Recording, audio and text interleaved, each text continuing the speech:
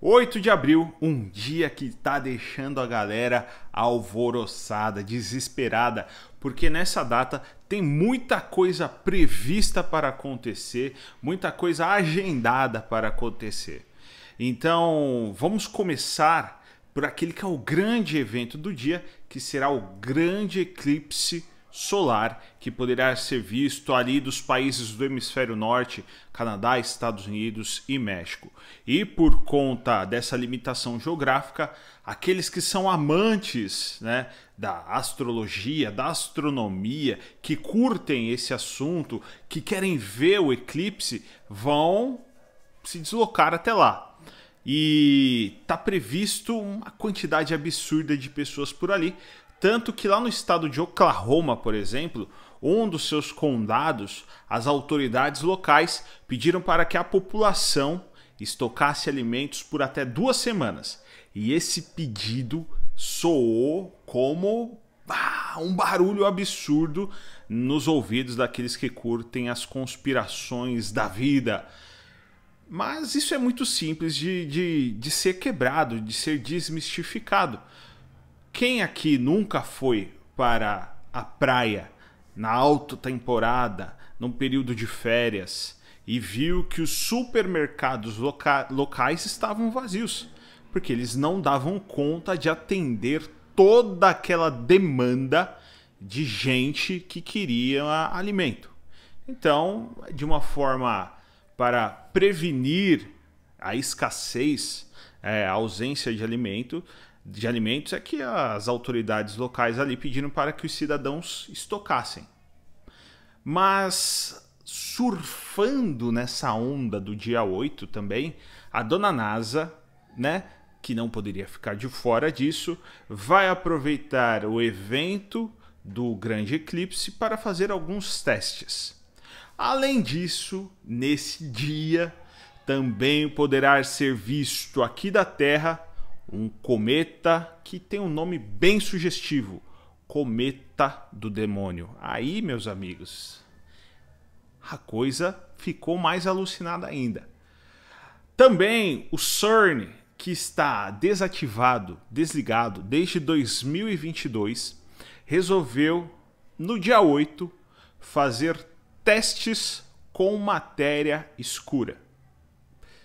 Cara, vendo todas essas informações, todas essas notícias, aquela galera que curte o lado oculto, o místico, secreto, já perdeu o controle. Já falou, é o dia do apocalipse, já era, acabou.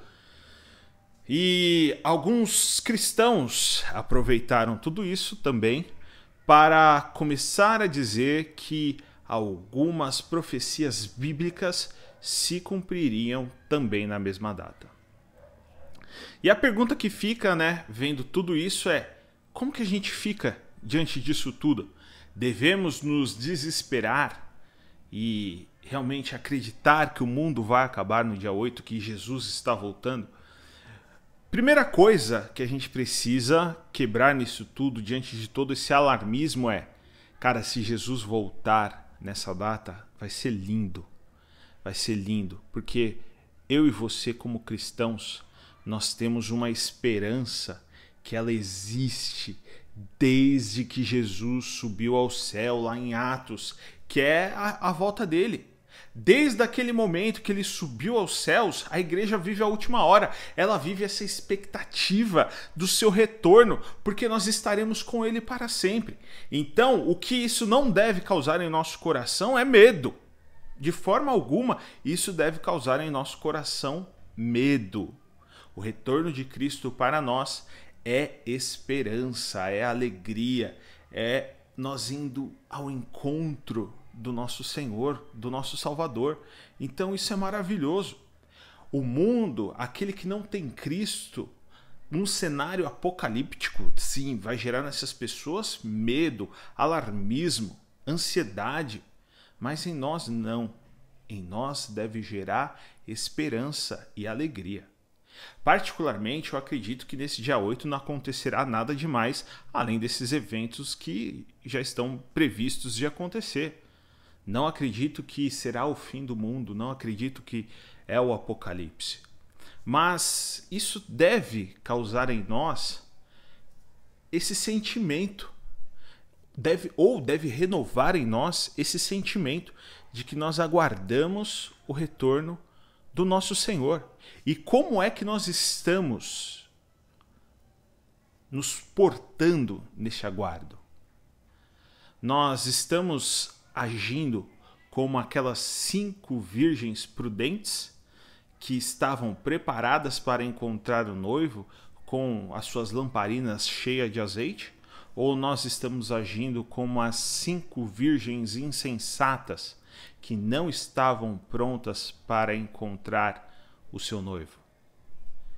Isso deve gerar em nós essa inquietação, esse questionamento e esse posicionamento.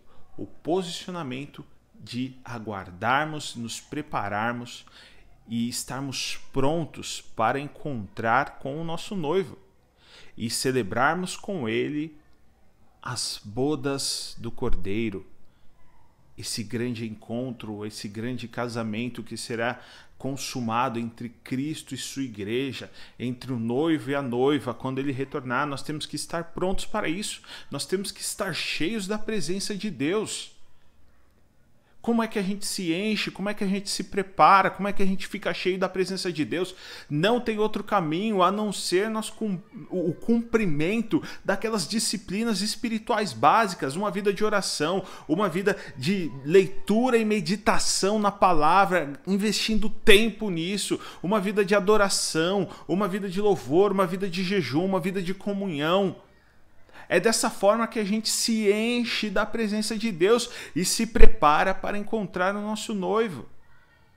Gente, eu abro meu coração aqui. Eu, particularmente, curto muito esses assuntos de teoria da conspiração.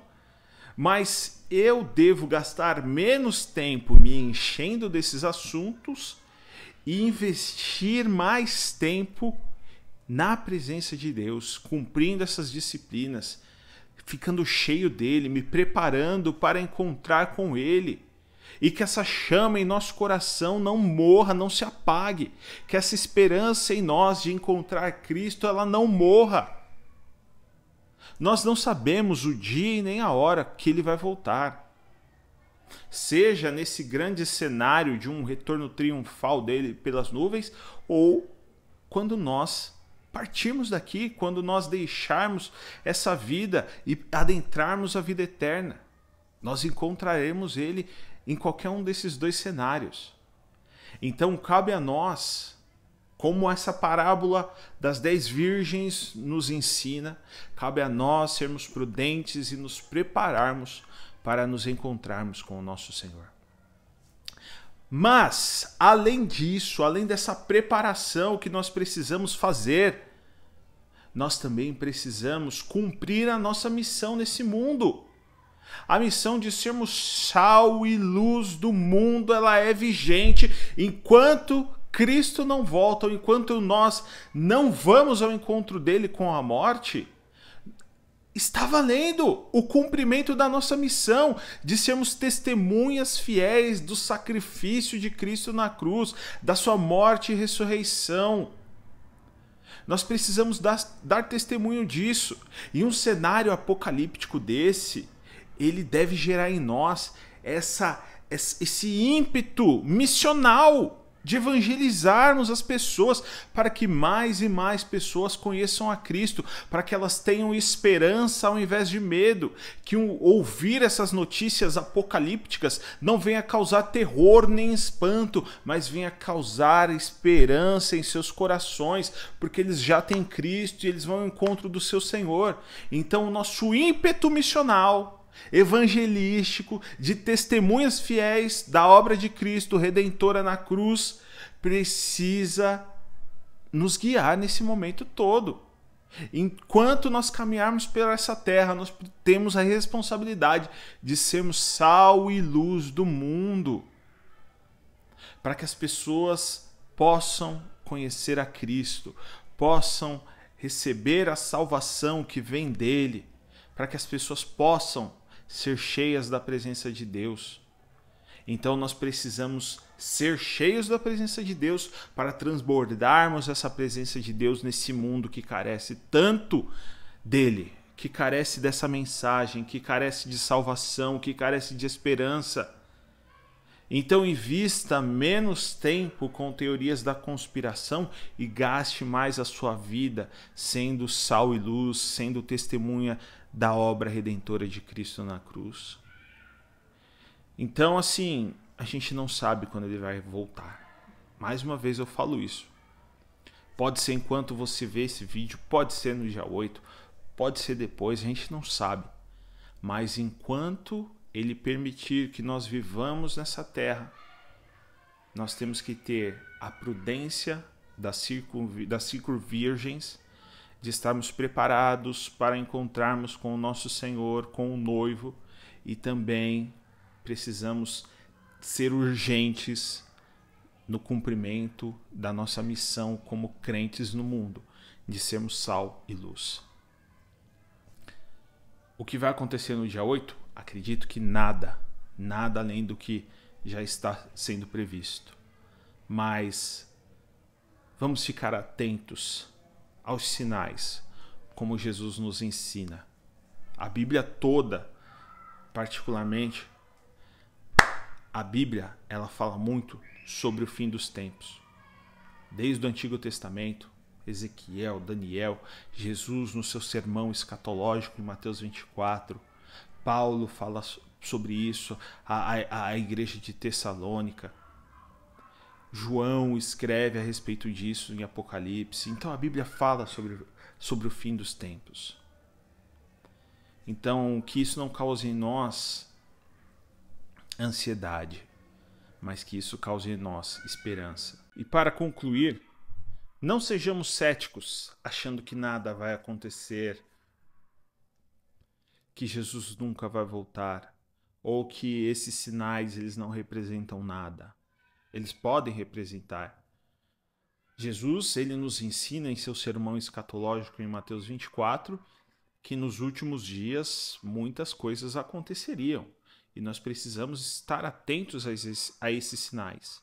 A Bíblia, ela fala sobre o fim dos tempos. Desde o seu Antigo Testamento, lá no texto de Ezequiel, em Daniel, chegando ao Novo, você vai ter Paulo escrevendo aos Tessalonicenses sobre fim do mundo, você vai ter João escrevendo Apocalipse, enfim, a Bíblia fala sobre o fim dos tempos e que nós precisamos estar atento aos sinais que aconteceriam, que antecederiam o retorno de Cristo. Mas nós não podemos ser alarmistas. Nós temos que ser aqueles prudentes que vigiam, que se preparam, e temos que ser testemunhas. Não andemos ansiosos por coisa alguma, mas andemos esperançosos, sabendo que o nosso Senhor voltará. Pode ser nesse dia 8, pode ser em alguma outra data, mas ele vai voltar. Então, o que é que nós estamos fazendo para encontrarmos com ele? Que essa seja a nossa reflexão, que essa pergunta norteie as nossas vidas. E que, para além de alarmismos e teorias da conspiração, gere em nós esperança e urgência no nosso ímpeto missional e evangelístico por esse mundo, para que mais e mais pessoas conheçam o autor da vida, o nosso Senhor. Tá certo? Que Deus nos abençoe. Até o próximo vídeo.